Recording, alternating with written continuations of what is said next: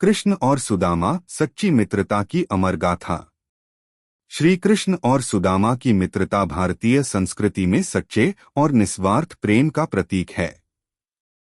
यह कथा दिखाती है कि सच्ची मित्रता में भौतिक संपदा का कोई महत्व नहीं होता। सुदामा और श्री कृष्ण गुरुकुल के समय से घनिष्ठ मित्र थे। सुदामा अत्यंत गरीब ब्राह्मण थे, जबकि कृष्ण द्वारका के राजा बन चुके थे। दोनों के जीवन की परिस्थितियां अलग थीं, लेकिन उनका प्रेम और स्नेह एक समान था। सुदामा का जीवन अत्यंत कठिनाइयों से भरा था। उनके पास खाने के लिए पर्याप्त भोजन भी नहीं था। एक दिन उनकी पत्नी ने कहा, कृष्ण तुम्हारे मित्र हैं। वे द्वारका के राजा हैं। यदि तुम उनसे मदद मांगोगे तो हमारी समस्याएं हल हो सकती हैं। सुदामा को पहले संकोच हुआ, लेकिन पत्नी के कहने पर वे श्री कृष्ण से मिलने का निश्चय कर लेते हैं। सुदामा ने अपनी पत्नी से पूछा, मैं खाली हाथ कृष्ण से कैसे मिलने जाऊं? पत्नी ने घर में रखा थोड़ा सा चिवड़ा कपड़े में बांध कर दिया। इसे कृष्ण को भेंट करना। यह हमारे प्रेम का प्रतीक है। सुदामा जब द्वारका पहुंचे तो उन्हें कृष्ण के महल की भव्यता देखकर आश्चर्य हुआ।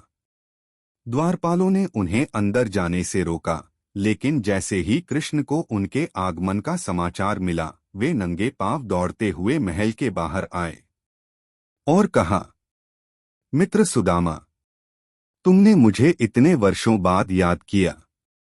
आओ गले लगो। कृष्ण ने सुदामा को प्रेमपूर्वक अपने सिंहासन पर बैठाया, उनके पैर धोए और उनकी हर प्रकार से सेवा की। सुदामा अपने पुराने मित्र की इस सादगी और स्नेह को देखकर भावुक हो गए। सुदामा ने संकोच करते हुए चिवड़ा का पोटली कृष्ण को दी। कृष्ण ने उसे बड़ी प्रसन्नता से ग्रहण किया और कहा, तुम्हारा यह उपहार मेरे लिए अमूल्य है। इससे बढ़कर कोई चीज नहीं हो सकती। कृष्ण ने चिवड़ा को ऐसे खाया जैसे उन्हें पूरे संसार की मिठाई मिल गई हो। सुदामा ने अपनी गरीबी के बारे में कुछ नहीं कहा। वे अपने मित्र का स्नेह और आदर देखकर संतुष्ट होकर घर लौट गए। लेकिन जब वे अपने घर पहुंचे तो उन्होंने देखा कि उनका टूटा फूटा झोपड़ा एक सुंदर महल में बदल चुका था।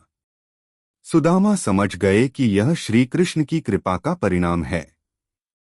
श्री कृष्ण और सुदामा की इस कथा से हमें सीखने को मिलता है कि सच्ची मित्रता में न तो धन की आवश्यकता होती है और न ही कोई स्वार्थ। कृष्ण ने दिखाया कि ईश्वर अपने भक्तों का प्रेम ही देखता है, न कि उनकी संपदा। जय श्री कृष्ण।